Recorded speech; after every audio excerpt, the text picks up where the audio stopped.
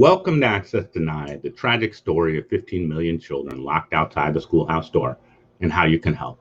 My name is Dirk, and I'm going to be your host. We have a really great day today. We've talked a lot about the challenges, kids who can't get online, kids getting kicked offline, families who can't get internet. Today, we're going to talk not so much about the denial of access, but how we can start to grant access to create environments that actually serve our children. And to create an infrastructure that supports those environments. We know the numbers in Oakland. Basically, half of Oakland's kids are either unconnected or disconnected. 17,000 are disconnected, 8,000 are unconnected of the 5,000 children in Oakland. And this is not any kind of accident. It's not a mistake. It's not random. It's not a bad roll of the dice. This is a result of government policy. You can look at the redlining maps in Oakland, or you can look at them in any city, and they will basically align with who has access and who does not have access. Can you bring up the redlining map? There you go. So you can see basically those red areas in this redlining map. These are government maps created. Black and brown folks were only allowed to live in those red areas. Those red areas correspond really closely with where internet is, where it's not. And the reality of redlining was it created ghettos. It created areas where we could only live certain places. Most of those places, it's the minority of the actual city. So those places are overcrowded. There's an underinvestment in services. Zoning is usually done in such a way that you have industrial zoning right next to where houses live. And that's what you got. You got redlining. And now if you go and just let's look at the internet map of exactly where kids are connected and not connected. Looks exactly like the redlining map. And if we go to the school quality map next, in terms of school performance, it looks exactly like the redlining map, with those red schools being underperforming, those green and blue schools being high performing. Flatland schools in the red line zones are still red. Outside of the red line zones, you're not red. And if we look at environmental quality, it's the same exact thing. The stressors that kids and families face tie exactly in with that redlining map. MAC was closed before COVID. There's 38 hazmat sites within a couple miles of McClymonds. That's not an accident. That's because it was zoned next to the port, next to industrial operations that are polluting the air that our kids breathe. And that's not every neighborhood. That's only those neighborhoods that were in that government redlining map. And you can see exactly how that still plays out. Those who were redlined before are redlined now. They're cut out from the essential of the internet. So we have some plans in Oakland. If you go to the next slide, we have Oakland Undivided. We actually do have a plan finally to provide internet for all, which is in our mind, free, no strings attached broadband, a device appropriate for every child, and technical support for every family that's culturally competent so they can actually access the internet in the digital schoolhouse. Today, we're going to talk about the real fixes here and making Oakland Undivided a real solution rather than something just on paper. And if you've been around, you know that the reality of change is that it comes from the people and from pressure. It doesn't come from a plan written on paper with a lot of black and brown faces on the front and a lot of high promotion. It comes from the people pushing. And so I'm super excited today to have folks that are really looking at changing the game for our children, both in terms of changing the infrastructure so that it supports everyone, but changing the way we deliver education for our kids. It wasn't working before. We don't ever want to go back to a normal where our kids can't read, where our kids are disrespected in school, where the culture of school doesn't accept black and brown children and makes them feel like outsiders. We need to come to a new normal. And we have a really powerful show. We have Mark Hurdy from Education Superhighway. They've been working to bridge the digital divide before I ever thought about this stuff. Guy Robinson, who's a grandparent and a powerful leader in the Oakland Reach, who actually experienced some of the work of the Literacy Liberation Center, which we're going to be talking about. Erica Jumanzi, another parent who I just got a job with the Oakland Reach and doing family support. We have Michael D'Souza, who is one of the designers and just a manager of this Literacy Liberation Center. And we'll be hearing from a couple teachers too, Gabriela Perez and Irene Segura, about their experiences teaching here in the Literacy Liberation Center. So we want to talk about how we liberate ourselves from poor infrastructure, but also how we liberate ourselves from poor educational practices. And today, that's what we're talking about, creating a better system, emerging stronger. So I'd love to welcome our guests today. Not everyone made the roster up there. We got more powerful people than are on there, but I'd love to welcome you all here. And I'd love to just hear a little bit from each of you, about your babies, if you have them, and how you got involved with the Literacy Liberation Center. And then we'll just start digging in a little deeper. Do you want to start, Erica? Oh, sure, sure. Thank you so much for having me on your show. My name is Erica Jamanzi. I'm a proud family liaison. As you mentioned before, I was a parent. Oakland reached out to me back in November of 2019, pre-COVID, and it was just divine intervention. I was going through some things personally. The liaison, Wanda, Miss Wanda, I love Miss Wanda. yeah, she's a bridge over troubled water. I was in the PTA and I was kind of lukewarm. And when she introduced the Oakland Reach and her passion just jumped out at me. And I was like, yes, I was in the PTA and it just seems like I was being like a puppet. We were following the guidelines of the district, but we were still sitting on our hands. It's so much red tape. It's like, well, what can we do? Even in our school site council, it was still kind of like we had to tiptoe around the district, and it seemed like we were just going through the motions. But the Oakland Reach connected with me at a time when I needed them the most. I'm a mother of 6.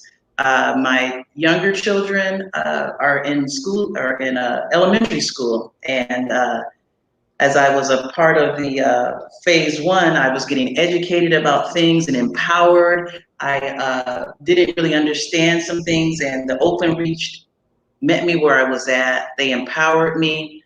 They just refreshing my charge to be a more forceful parent, and that I had rights. I wasn't powerless, and it was just like, wow, I'm in my late 40s, and it's just like a rekindling, as you would say. And everybody there at the Oakland Reach is genuine. They have a passion that burns down deep inside, and it's just a very genuine feeling. And I'm just so grateful to have the opportunity to empower other parents as I was empowered. I was so empowered that I wrote a letter to the principal and my children's 3rd grade teacher that I was not going to accept what had happened during the COVID. My children's 2nd grade teacher only met with them twice over that 2-month period. I mean, absolutely unacceptable.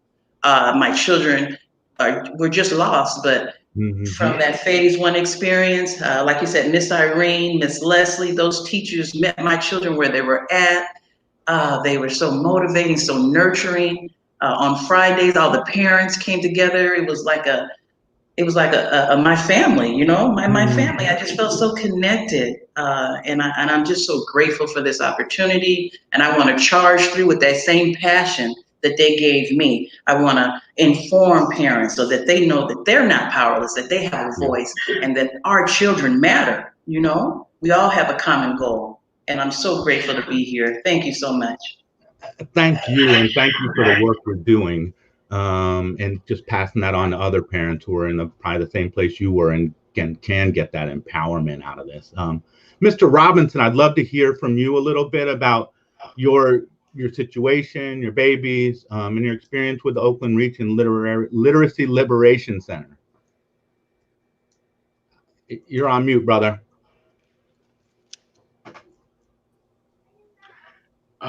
Okay, my name is actually Pastor Guy Robinson. I'm a pastor here in the city of Oakland, the West Oakland area, and I've been ministering to the area for probably 12 or 13 years, and it's more of an outreach type thing. I am the father of 4 children, and I am also a product of the Oakland Unified School District. From back 1970 through 1982. And I have 5 gorgeous grandchildren, and I have 3 grandsons that are in the Oakland public school system.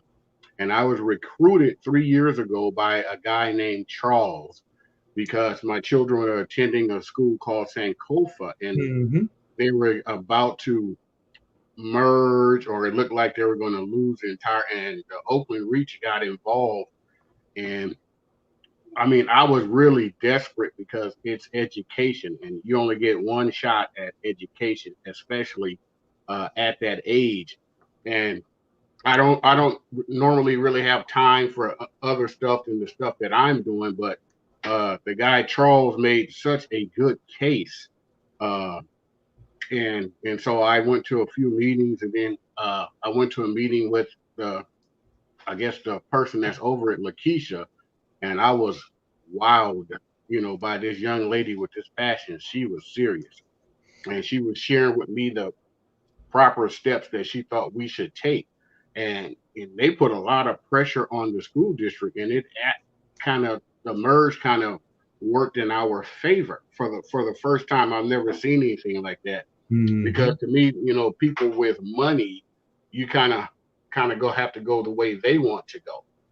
And this time it was a good blend, or it was even more in our favor. They moved from a Mm-hmm. hill school to our school.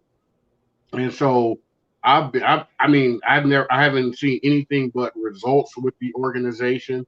And then my family liaison person is Hakeem, and he called and he talked to me about this summer program. And my grandsons always go to some type of summer program, and so of course with the pandemic, I couldn't send them anywhere, and I liked the idea, but I was extremely impressed with the LLC. I mean, like, wow, it was so professionally done. Uh, the people were powerful, they were caring. They brought my grandsons in, like Miss Erica said earlier. It felt more like a family, and they wanted us to win, you know. Mm-hmm. And I think my grandsons picked up on that. I have one grandson, he's a little difficult. He's in the third grade, and in summer he only comes over so he can sleep every day, all day. And he didn't like it. He fought it. Uh, he actually even got kind of so upset he went back home to his mom's house. But he stayed on with the LLC, and he liked the community vibe that it had. And he was struggling. He struggled badly with the computer, and so now he knows how to troubleshoot, get online, stay online. If there's problems, make adjustments. Uh, and I'm happy about that. And my youngest grandson, who's also in the third grade, he's 7. Uh, he was kind of behind in his reading. This is a huge testimony. Prior to the summer, he was like in J or K, whatever that means, how they, whatever. And he took a reading test for uh, this September, and he's in Q, you know. And I told his teacher, I said, well, I said he's a little behind. He's a good kid. He works hard. Give him a chance. Before school started, she wanted to know a little bit about him, and I told her he was in the J or the K reading group. And then she gave him the assessment test. She said, well, he must have really worked really hard this summer. He's on the Q level. Awesome. And so, I mean, it didn't just work. It blew the lid off the joint, and so I saw nothing but results. And then I'm gonna have to include myself. I'm not a tech guy, computer guy. Some kind of way I just avoid that at all costs. But if I had not gone through the LLC, I could not be here. I have 2 that live with me. I could not have helped them uh, with their work, because I don't do computers at all. But because I struggled so badly in the summer, now I know when there are problems or things break down, how to solve those problems. And so they're doing really well in school. I just talked to his teacher last week personally, because I just didn't sense that he was whatever. She said, oh no, he's doing incredible. She said he's one of the kids in the class that she's not even worried about. So that blessed my heart a lot to hear that. I really want to thank Michael DeSouza for what he was doing. I mean, I had some problems in the summer, and I was blown away. My family liaison couldn't help me, and he called Michael DeSouza, and I'm talking to, this guy on the phone. He's over the whole thing, and he had time to talk to me, and he helped us correct it. So big ups. Thank you, guys. I think we've been blessed more than anybody, my family, because I have 3 grandsons, 3 young Black potential men growing up in this society. So thank you. Appreciate that, Pastor. And that's a powerful testament, I think, to the work y'all doing. And Michael, I want to bring you in since you got the shout out right there, and just hear a little bit about your background and really your vision when you all got together and started to put together the LLC. Yeah, well, I'm super happy to be here. Appreciate the time and space. And man, I don't have to speak too much after Pastor Robinson and after Mr. Monzi spoke. Powerful stuff. But yeah, a little bit about my background. I've been in education since 2000. First in my family to go to college. My folks only went to 3rd grade in their home country, in the Azores. So education has mattered for me, and it continues to matter for me. And I know that the system has been designed to deny Black and brown folks and immigrant folks from accessing high quality education. So that's my life's work, is to do something about that. And so sitting down with Lakeisha in the springtime, I had spent the year. Lakeisha is the executive director of Oakland Reach, obviously. But sitting down with her in the spring after a year of working on the Literacy for All campaign, powerful work. We were making some gains. We just got the board to pass a policy. COVID hits, and we just kind of pause and we recognize, and Lakeisha and her team just started listening to families. And this first step was, let's make sure we get them what they need. Some families just needed money for groceries and rent. But during that process of listening to families, it was still clear that they had a lot of passion and hope for their children's education. And it was clear that no one was coming. No one was going to come and fix it for us. So Lakeisha called me and said, Michael, let's do something. And so she and I just sat there, and from the spirit and the passion of families, we built this summer program. It was powerful. It was an amazing experience. It was creating something out of just the vision and the hope and the dreams of families. And as you can tell from Erica and Pastor Robinson, it worked really well. And so just really excited for you all to learn more about, like, it's possible to have highly effective instruction. It's possible to create a loving community where people feel connected, and it's possible. So I'm excited to talk about not crisis learning, but like empowered, effective, community-centered, liberatory education. And it's possible right now, even though everything seems crazy. It's possible. So let's talk about what makes it possible. That's right on. I appreciate that 100%. And thank you for the work you've done with our families and kids. Mark Hurdy, I'd love to bring you in. Obviously, none of this matters if kids can't get online, as long as we're in distance learning. So I'd love to hear a little bit about kind of, I know you interacted with the Oakland Reach some, and God bless you, you're running for school board in Oakland. Thank you.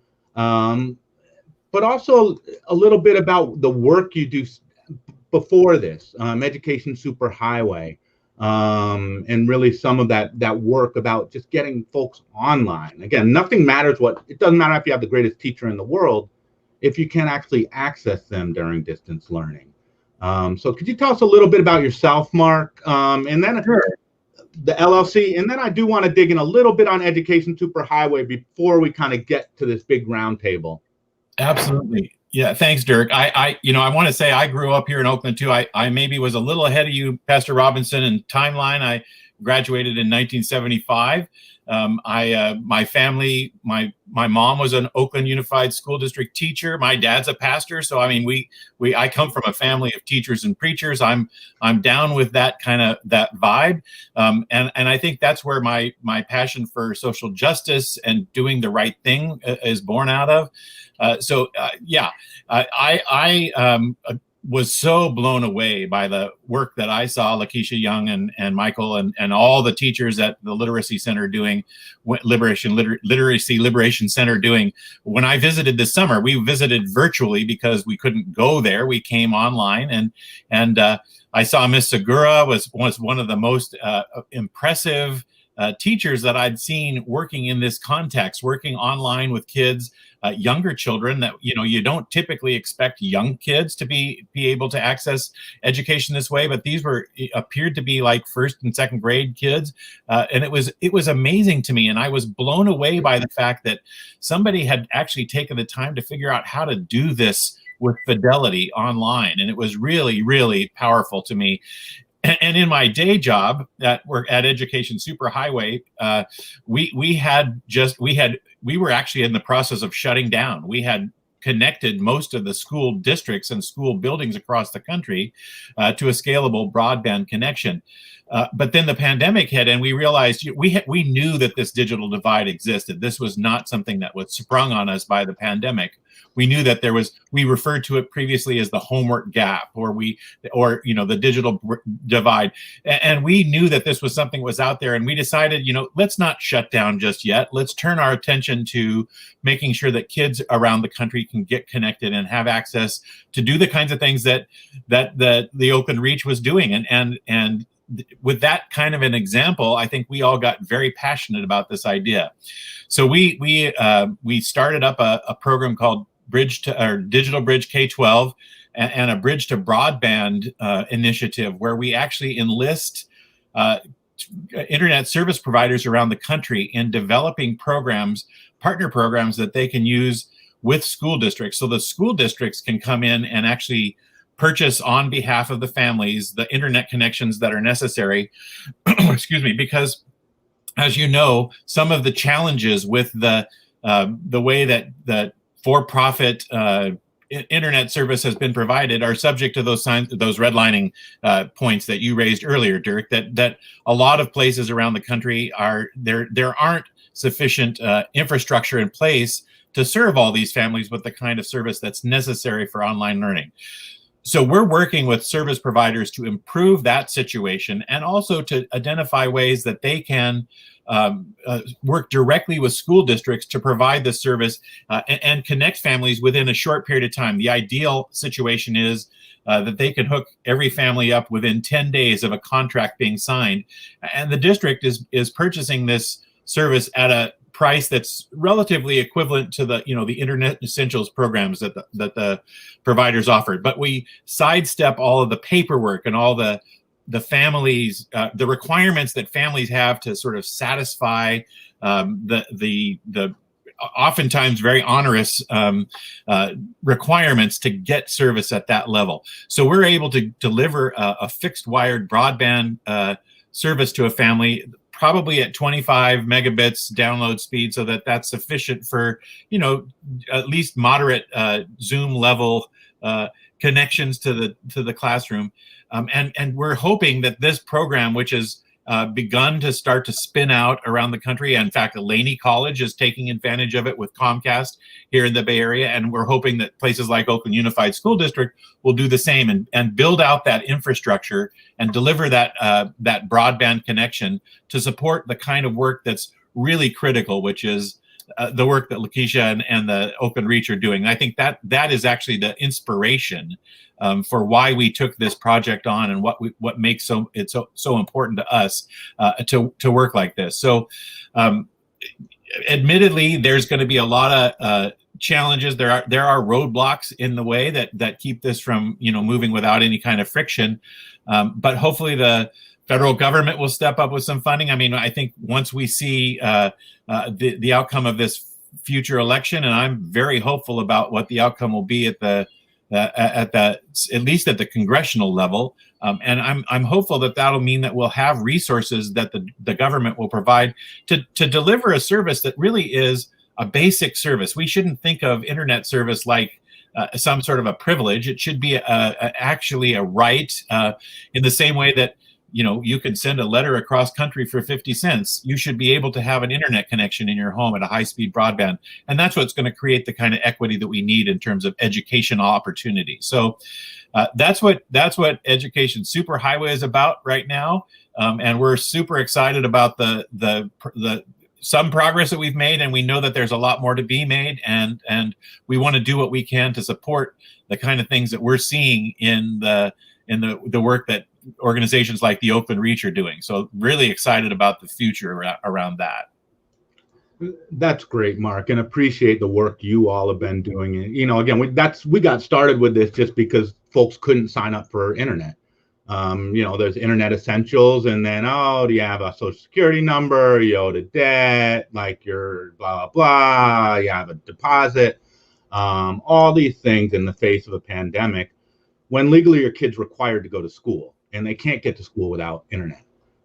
So this access thing is critical. Could we actually play the piece from the teacher? We have a really powerful testimony from Irene Segura around her experience teaching in the LLC. And I just want to play that, and then I'd love to just hear from y'all a little bit about how your reactions to that.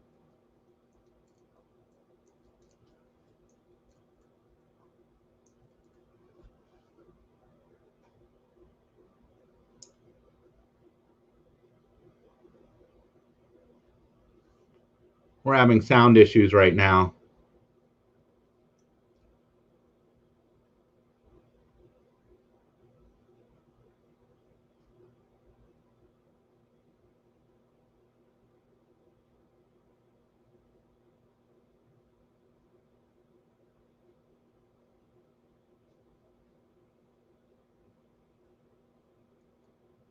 We still can't hear it.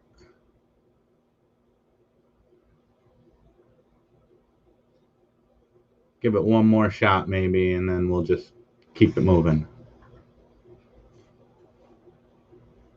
This is what's so interesting about these shows. It's like you can do everything and try it every time beforehand, and then once you actually do it during the show, it doesn't work in the way that it did every other time you tried. It's a lot like the challenges of teaching online. I mean, I think the same kind of technical problems that crop up here crop up for kids, and we need to make sure that we're providing them with adequate tech support so that they can actually take advantage of the tools. Yeah. Yes. Miss Irene was my daughter's teacher in kindergarten, and when they had these type of drawbacks, she would just be so calm, collective, just log back out and come back in. And it was just seamless. My daughter is in kindergarten, and now she's, I want to kind of speak to what Pastor Robinson said. My baby is in the first grade and reading on a third grade level because of that. Mm-hmm. Yeah, let's try it one more time if we can, because it really was she was very powerful, and I actually wanted to capture this. We'll share it out afterwards. If we can't share it now, we'll share it in the chat.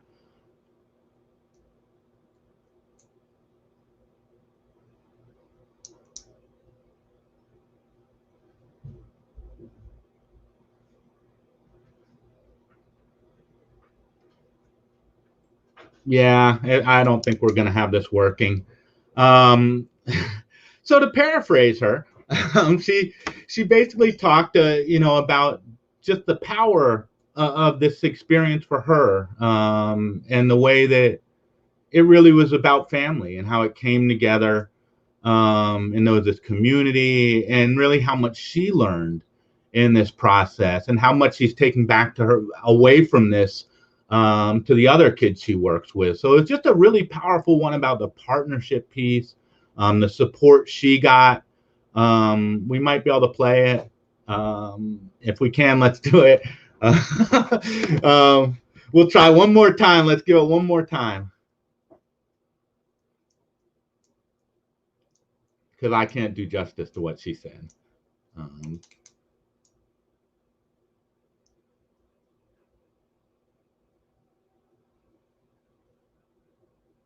There's still no sound.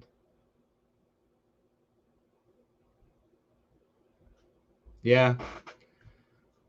Okay. It is what it is. So I'd love to hear you had her as a teacher, Eric. I'd love to hear a little bit about your experience. And then Pastor Robinson, I'd love to hear from you about just your experience there and what your kids and grandkids said about being a part of this. Yes, Miss Irene was so meet you where you're at. I mean, and I'll be honest, there was maybe 2 times that my daughter we kind of disconnected, but thanks to electronics and phone, Miss Irene texted me. She's like, the class. I'm like, oh, okay. And we got right back into the game, and like I said, there were sometimes that when the system would freeze and she would communicate on the phone and say, just log out or log back in, or even when there were other children that might have had some issues, she would just say, log out and log back in. But her patience with my daughter, like I said, my baby was in the kindergarten, and she would just have her sound out the words, not, giving them the opportunity, not giving her the answer, but having her sound it out so that she understand those words. She doesn't guess. And then she could have the other children, they would say it together, and she was praising them, building their confidence up, talking to them, meet them where they're at. And it wasn't a struggle. And it's so interesting now because I have to kind of and I don't want to throw any shade, but during the summer, the kids was excited about going to class. And now it's like I'm waking them up, shaking them, doing a 30 transition, like getting up at 7 so they can get to the screen at 8:30. But during the summer, it was like, they were so juiced to go, I don't know. It's very hard to explain, but I think it's just the passion that Miss Irene had and the other teachers had. My daughter, my twins that are in 2nd grade, they had Miss Leslie. And my daughter, when the class was over, she was like, can Miss Leslie be my 3rd grade teacher? It was just like these personal connections. They had time with the teacher, I think 30 minutes before class. And my daughter took advantage of that. And she's very quiet, but just those connections, meeting the children where they're at, and then you can teach the child, because now the child is open for learning, and it's just amazing. And I'm just so grateful to have that opportunity to be with the Oakland Reach. It's amazing, totally amazing, and I'm so glad I'm a part of this wave. So glad and grateful. Yeah, it sounds like a really amazing experience. And Pastor Robinson, I'd love to hear a little bit from you more about just your experience, what your grandkids have said about this. It's great to hear that kids want to go to school and are actually excited about school, which is really not the average experience that we face with our kids. But I'd love to hear from you, Pastor Robinson. I think you're on mute, brother. I told you guys I don't do this technology. You're doing fine. You're doing better than me right now. Yeah, I don't know if I'm muted or unmuted, but a couple of the highlights. My grandsons, all 3 of them, they're very competitive. They compete, and they competed to see who would get online first every morning. And I didn't have to wake them up. And that was the most beautiful thing on this planet, not having to wake them up, because they created their own competition. And I think it's going to help them for the rest of their lives. And so the youngest grandson, every morning he gets up, he sets his own alarm. He's 7. Sets his own alarm, and he gets up and he's on there no later than like 8:45 every morning. It's important that he's first.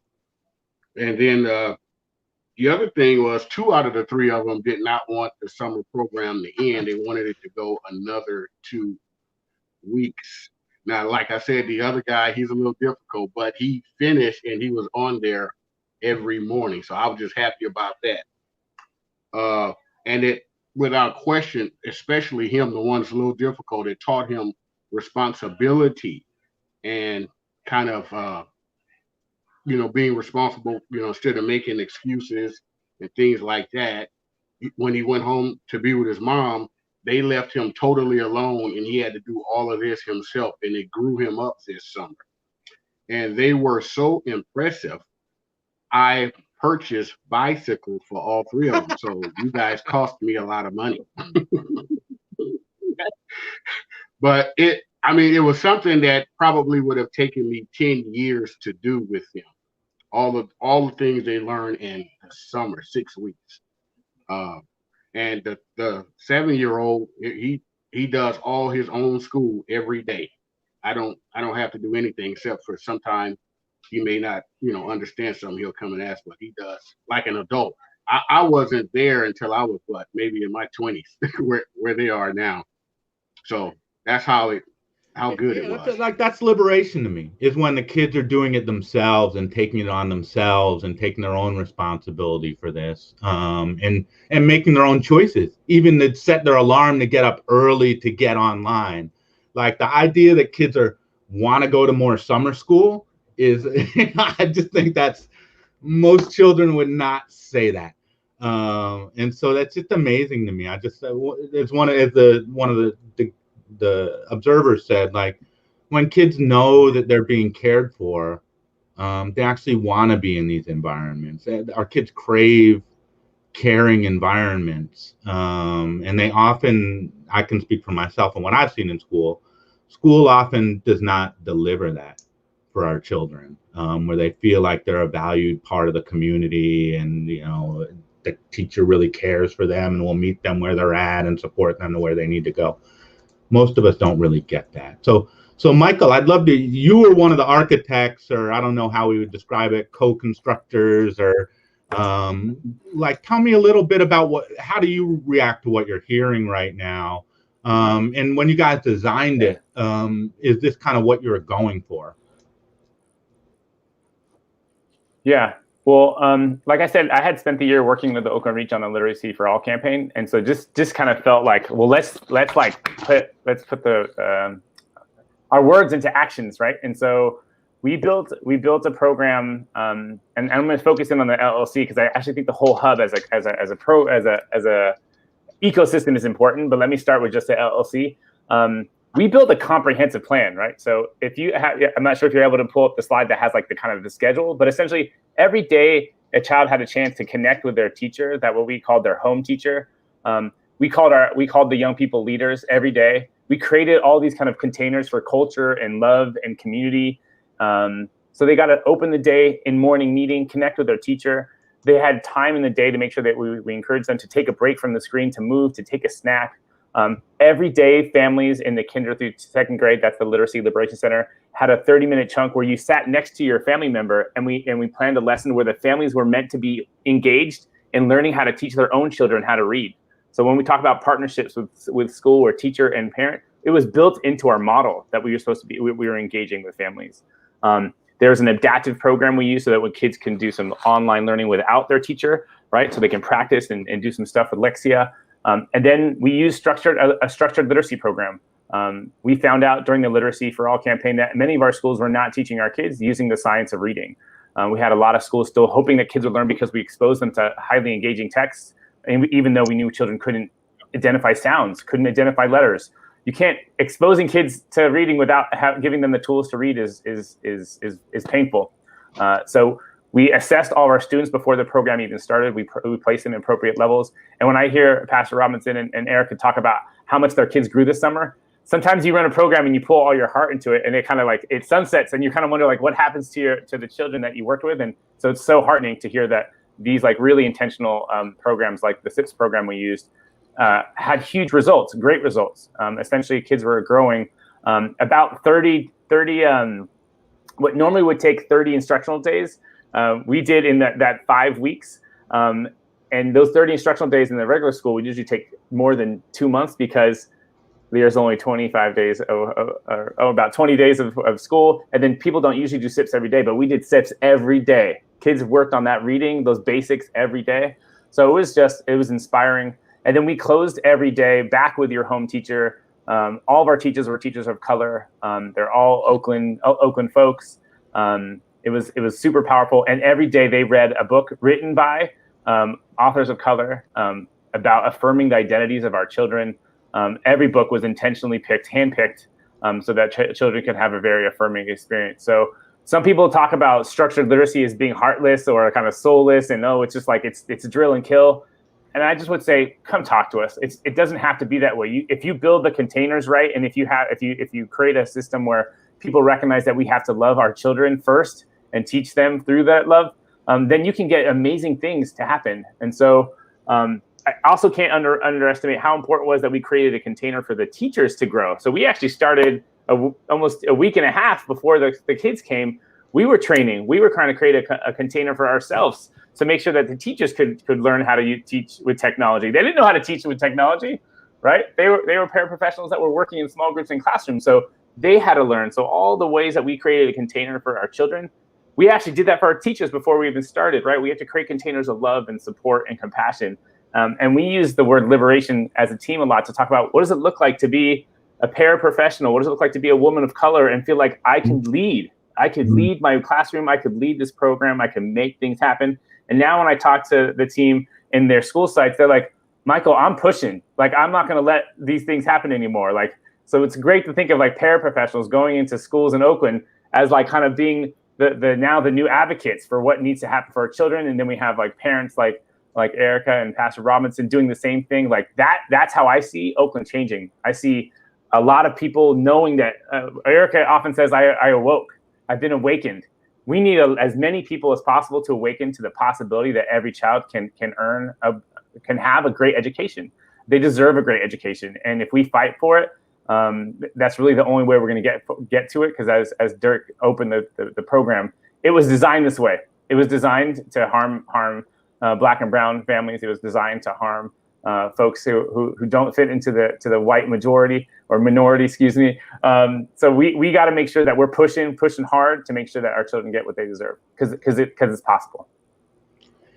And so I love the use of love within this. Like, I feel like in many situations our children do not feel love at school, and schools aren't even designed to show love to them, really. We talked with Erica Huggins, who did the Black Panther School, and when they talked to those kids 20 years later, the things they reflected on were like, they said love, community, partnership, caring. Those were the words they used to describe the school.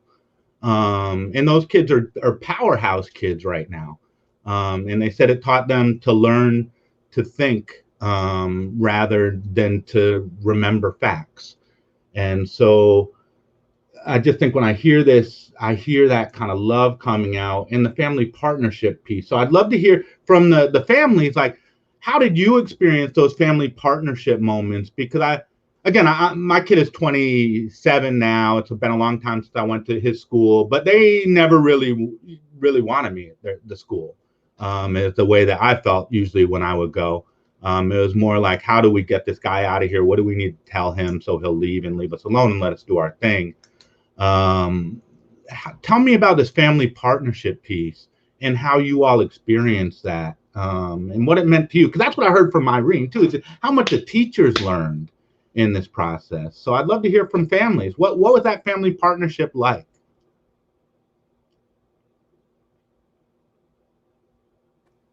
Can either one of y'all step up? Okay, it was a community full of love. Michael, I want to say he kind of was the leader and organizing organizing the tone, but everybody has a story. And it was a safe environment. And when you're in a safe environment and there's no judgment, you can learn, and you're open and you're respectful. And I just embraced that. It was genuine. It was a genuine experience. Everyone had their story, and we were just open. We were open to learning, open to hearing about what other parents were going through. Michael would ask us, what does this mean to you? Certain words, and parents would give their testimony. Mm-hmm. And we were respectful. And at any age, there were grandparents, great-grandparents, parents, aunts. We come from different backgrounds, but we all are learning, and we all shared a common goal because we want what's best for our children, because they're gonna carry the torch. So that's what it was like for me. It was a very empowering piece. It was a safe place, non-judgmental. So I was excited. My kids were excited. My husband was excited. He's always shy, but he was looking all into it. What is it? What are they doing in there? He was excited about it. So it was just a wonderful platform, and I appreciate being a part of that platform. And I'll let Pastor Robinson speak. There was every day it was kind of like a family time or something. You had to sit down with him. And one of the sessions I can really remember because it asked you, where did you get your last name from, or what does your last name mean? And so that was a learning experience for all of us, including myself, because I had to look it up, and then begin to talk about the heritage and then the different lineage. And so they had to identify with whom they had to identify with, because they're cousins, first cousins, and they all have the same last name, but one grandson wanted to know where his other last name came from. And so he called his grandmother and asked her, hey, so it opened up so many doors. And so we had to do those activities together. So for me, it held me accountable to participate in their progress or their learning. And, that's pretty good to hold me accountable, because I kind of, float around or whatever. I'm not a real big kids guy, but I'm learning. My wife does everything with the children. And so she's at work, I'm here with them, and I had to get involved, so that part. Appreciate that. We're kind of getting towards the end. So I had a couple final questions. And could we just bring up the quote from the teacher as well? One, really, like, what should the system learn from this experience you all have had? We will, school is starting again right now in distance-wise. We will go back live at some point a year or whenever from now. How should the system change based on what y'all have seen in this experience? And I'll just put that, I'll maybe Michael, I'll start with you. And you guys, this was one of the teacher comments, again, which I just felt was just so powerful, from Gabby. Yeah, I'm happy to share. So when I wasn't working full time for Local Reach, I did a lot of work in the last few years coaching principals. And one of the metaphors I used with a principal that we've talked about was, you've been kind of maintaining a car and driving a car, and the car has always driven us in the wrong place. It's time to turn that car into a hovercraft. Like, you can't actually keep driving the same car. You got to turn the air conditioning unit into a blower. You got to turn the tires. Like, we should all be thinking about redesigning the structure and system of what school is, because it's never worked. And it can be different. We actually can build hovercrafts, and that's what we proved this summer. We can build something that will lift our children up, hold them up, allow them to learn. Hearing Pastor Robinson, hearing Erica say how much their children learned and how much they were excited to learn was amazing. And I'd say a few things that made it different that I hope that people can listen to is, one, we encourage our teachers, whenever you saw a family member walk past the window or past the screen, right, is that you say hello, you bring them in. And I think that's one of the things that I think is really not happening consistently in a lot of our public schools. Our schools are completely porous now. There's no walls, there's no fences anymore between the community and the family and this classroom. So teachers are not taking that opportunity to like recognize that school is open. Shout out to Bree Moore, principal at Madison Park. She tells me about how some of her parents are just sitting with their children because they want to learn how to read too. Right, and that's the kind of thing that schools should be thinking about. Is how do we just rethink about what used to be, and what can we create anew, given that it's never worked and our kids deserve so much better. So yeah, just like the porousness of school is an opportunity. If I can jump in for a second, Dirk, I was a special ed teacher in Oakland, and I used technology in my classroom with my students. And in some cases, I saw the same kind of outcomes as they're seeing at Oakland Reach with the use of technology is actually a very powerful thing. for kids, especially when it has to do with things like the structured literacy program. I saw kids make 4 and 5 years of grade level reading growth in my class because they were excited about using the tools that were available as technology. We have this opportunity now because of the pandemic to really invest in the types of tools that'll help those kids who are struggling the most and that have the greatest need to grow and to learn. And I think that's I'm not saying you replace the teacher. I'm saying you amend or you augment what the teachers are providing with these tools of technology.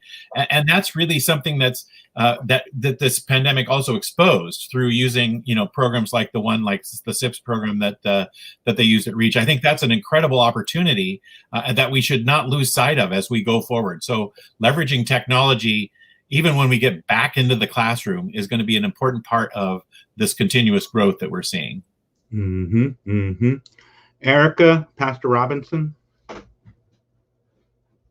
Yeah. Oh, just real quick, teachers need to meet families where they're at, connect with them, be compassionate, and you'll get the commitment. You'll get the commitment from the parents. You'll get the accountability. Thank you. Yeah, and for me, it's not looking at the pandemic and not going to school as a negative, but try and turn something that could be a negative into something extremely positive. And the more positive we approach it, the more positive they'll respond. And they are responding because of so much positivity. And it's opened up a whole new world to them and myself. I'd even be interested in some type of LLC or whatever for adults who are learning computers through the Oakland region, whomever. Because I like learning, but this is something that I wasn't interested in. But it's really interesting, the internet and all that, and how expansive it is, and how much you can do with it. So it's opened up doors for all of us. And I do pray for the children who don't have the internet. I was not aware of how many children didn't. And so that is really, really sad to me. And I'm hoping that it can get fixed, because every child deserves a right to a good education. Yeah, no, right on. And that is what got us here, is just like, we got to get kids online as a starting point. And then we got to get them good instruction where they feel like they're a part of it. And the third part that I think Mark brought up earlier is we need to have technical support for families, so that we can make sure that everyone can actually really do this stuff. Like I said before, the reading rates are 18% of Black kids read on grade level in Oakland. 72% of white kids do. That gap has gotten wider over the last 5 years. And so obviously something we're doing here is not working for a whole set of our families. It is working for a whole set of our families, but a whole nother set of our families, it's just really not working. And to hear kids make, a year's worth of learning over a couple of weeks in the summer, our kids are brilliant. And our kids will work harder than anybody's kids if they're given the real opportunity and that real community and partnership. And it sounds like that's exactly what y'all have done, is created community. Where our kids want to be there. They want to thrive. They are competing to get up earliest and get online first, which is so much against the stereotypes you hear about our kids and our families. And so it's just beautiful to see the work being done and seeing it being done so authentically, and really just engaging the family and the staff in creating something that's new for everyone. So I want to just thank you all for doing this work, and just ask you if you have final thoughts or final comments or final requests for the folks who are watching this, or final advice. Like, what would your final words be to Oakland as we keep this moving and try to keep it going forward? And y'all can just jump in. Go ahead, Pastor. I actually would like to say this, being a part of a certain community, and it seems like you're constantly under judgment, and people have no idea what you were born into, what you've been through. I mean, and they're judging you based on where they come from. And I would just want to say this to whomever's listening, wherever this will be shown to: seek to understand first. Make sure you try to get to know somebody first. And then after that assessment, then you could say whether or not someone's lazy, or they don't want to work, or they don't want to get better or improve. And even on our side, everybody has to seek to understand. We just can't throw these words or these statements out until we get more knowledge. That's all I would like to say. I appreciate that, brother. Thank you. Thank you. Erica, thoughts? Y'all are the real stars here. Just to exercise your faith, believe in your children, believe in your community. The Oakland Reach has told me to stand fast and don't settle. And I encourage those parents to don't settle. We are destined. It's our time. I agree. Don't settle. Like a lot of parents call me and they're settling for something that other families wouldn't. Don't ever settle for second best for your kid. Like you said, Pastor, you only get one shot at this with your babies. And when we settle, it doesn't settle it for them. Michael, you have any final thoughts? And I'll leave it to you, Mark, to close us out. Well, the Oakland Reach is still busy. So our programs are shifting and changing, but we're still listening to families and building programs for them. And so excited to be launching Hub Phase 2. Every family will have access to world-class enrichments taught by teachers of color. So we got some new programs. Excited to maybe have another show about Hub Phase 2 with you. Maybe we could bring Lakeisha on. But know that family liaisons and making sure families feel connected to school is really important. I know we didn't talk about that too much today, but the idea of having someone who's got your back no matter what has been huge too. So I'm hoping education systems consider that. How can we make sure that there's some kind of conduit between family and school and teacher? And yeah, just super excited. Listening to Pastor Robinson and Erica was so super inspiring. So I'm just feeling blessed to be part of this conversation. So thanks for having me, Dirk. Appreciate you. And Mark, so you may be even in a governing role as a school board member at some point. So I'd love to hear kind of your reflections, and what would you take away as a school board member from this experience? I've said all along that I believe that the work that the Oakland Reach is doing is the model for what we can do going forward. They have shown that this can happen with extremely high levels of success across the community, and figuring out ways to scale this program. The other thing I'm going to take away is just the idea of love. Literacy, liberation, all of those things. I think that is what we need to start that needs to be the starting place for what we do in terms of our governance and board policy. All needs to come from a place of love and liberation and focused on literacy. I think those are the three things that I'm taking away from this conversation. And I'm so grateful to Erica and Pastor Robinson and Michael and you, Dirk, for raising up this conversation. This has really been an informative time for me, and I've really loved hearing about it. And as I said, it tracks with my experience as a teacher in the classroom, that when you show that same kind of love for the children in your classroom, they get engaged and they get invested in their learning in ways that are amazing and really exciting. So I would love to see the school board look for ways to leverage what Lakeisha and her group have learned through the Oakland Reach, and bring that kind of process and program to every family in the city of Oakland, because I think that's where we're going to see the kind of progress that we need to see for those kids who've traditionally been left out of the equation, right? And I think we've redlined housing, we've redlined internet access, we've redlined school quality. I think the time has come to erase those red lines and get the money where it needs to be to serve the families that have been underserved. And so that's what I'm about. That's what I'm going to do if I'm elected to the school board. And thank you so much for this opportunity to learn. Well, I just want to thank you all. I love that. Love, liberation, and literacy. If we get those 3 L's in Oakland in our schools, I think we're going to be pretty good. So I really want to thank you all for being a part of this, for being a part of the solution, for your own kids, for other kids, for kids that aren't yours, for grandkids, and for Oakland more generally. Oakland needs community solutions. We've had a lot of imposed solutions that haven't changed the conditions for families very much over the years. The liberation piece of this, that it's coming from us, by us, kind of a FUBU approach to education, is powerful to me. And I want to thank you all for just being a part of that.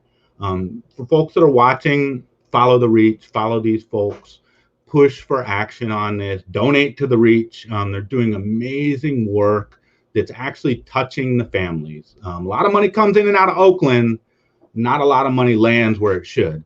And so I think we need to make sure that we're getting involved with folks that are doing the work authentically with the real families, listening to them, and building a new system that actually serves our families. 18% of Black kids read on grade level. 12% do math on grade level in Oakland.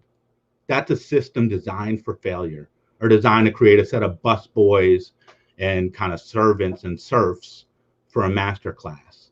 And so this is our chance to break out of this. And so let's take this opportunity, as all of you all have, and the educators that couldn't make it because they were in the classroom today, to build something better.